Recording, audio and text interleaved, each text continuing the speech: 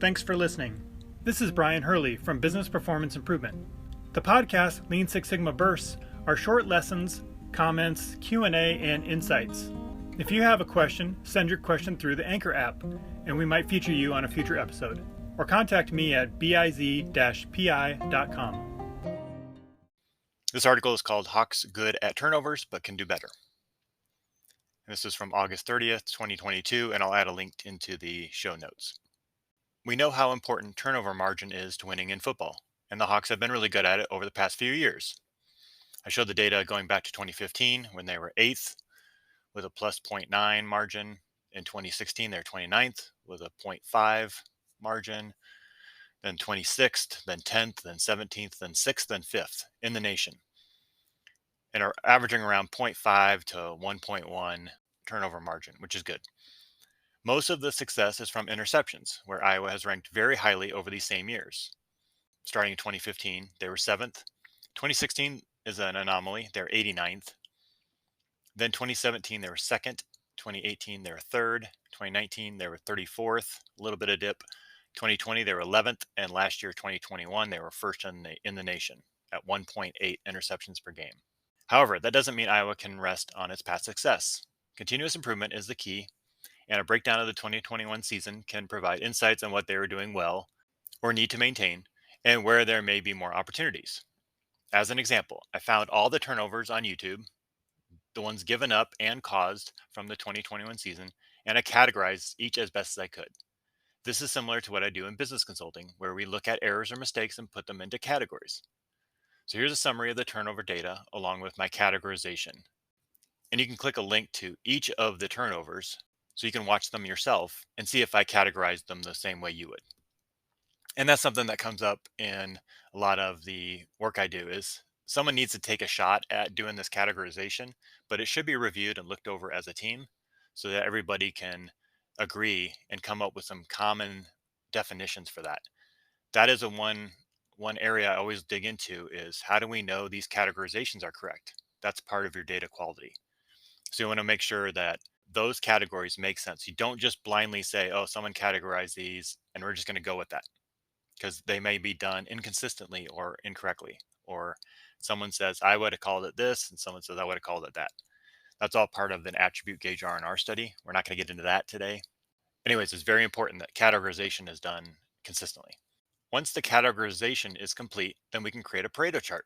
Iowa gave up 11 interceptions last year, identified 4 as bounce off receiver, 3 anticipated pass from the quarterback, and then 1 for each of the remaining, deflected by player, overthrown ball, unforced, and forced pass into coverage. Bounce off receiver and anticipated pass from quarterback are the top 2 reasons why the Iowa offense gave up an interception. If they focus on those 2 reasons, the key would be to have the quarterback practice keeping the ball under the chin of the receiver during practice or something like that, and making sure the quarterback is looking off the defenders so they don't track the quarterback's eyes and anticipate the throw. I'm not an expert on practice for quarterbacks, but something like that would need to be translated into the practice to reinforce these types of positive behaviors or avoiding these types of mistakes. Now, for the interceptions caused by the Iowa defense, they forced 25 interceptions last year. Number 1 category was tied, 2 of them tied at 5, quantity of 4. Anticipated pass from quarterback, bounced off receiver, or overthrown ball. And then 2 were under the category of deflected by player, and 1 was unforced. So what's working well for the Iowa defense and causing interceptions is underthrown ball and forced pass into coverage. The defensive schemes and practice routines are leading to these types of interceptions, so they need to make sure not to let up on that. What we can learn from this data is that deflected by player and unforced are not generating many interceptions, so more time at practice could be spent on linemen getting their hands up during pass plays and looking at new schemes to force poor passes by the opposing quarterback. Now, there may be other categories not listed that also you might look at to say, why aren't we doing more of that? Now let's take a look at fumbles. So for fumbles given up, Iowa gave up 8 fumbles, which is good. Over the whole last season, they played 14 games. There were 3 categories that had 2 each. One was someone made contact with the ball and forced it out. 2 of them were unforced, so that, maybe it fell out of their hands or it slipped out. And 2 were stripped during the tackle. And then 1 each for a muff punt, and then 1 was a quarterback got it stripped. So fumbles given up by the Iowa offense come from a variety of reasons, and there weren't that many, only 8 last year. So I would conclude that they're doing a good job of not fumbling. We can also slice and dice the data in other ways, such as breakdown by player. And that's another comment I always like to make about Pareto charts is here we're using the category as the Pareto chart, but it doesn't have to be that category. We can try lots of other information in our category. It could be home versus away games. It could be by player, which I'm going to talk about here. It could even be conference games versus non-conference games. So you can change the categories any way you want. So you can look at any factors you want and slice and dice it. And I recommend that for Pareto charts. So breaking it down by player, we see that there were 3 fumbles from Ivory Kelly Martin, which is one of the running backs, 2 from Tyler Goodson, the other running back, 1 from Spencer Petras, the quarterback, 1 from Max Cooper and Nico Reganey, both wide receivers. 2 of Kelly Martin's fumbles occurred early in the season, and his playing time suffered a great amount as a result. It's obvious that Kirk Ferentz values ball possession, and playing time for players that fumble is one way he tries to minimize that. Now, for fumbles caused, the Iowa defense only caused 6 fumbles over 14 games. 4 of them I categorized as unforced, where the other team just kind of gave it to them without them intervening, and 2 were caused by contact with the ball. So the Iowa defense only caused 6 fumbles in 2021, which means there's a lot of room for improvement. 4 of those fumbles I categorize as unforced, which is hard to plan for.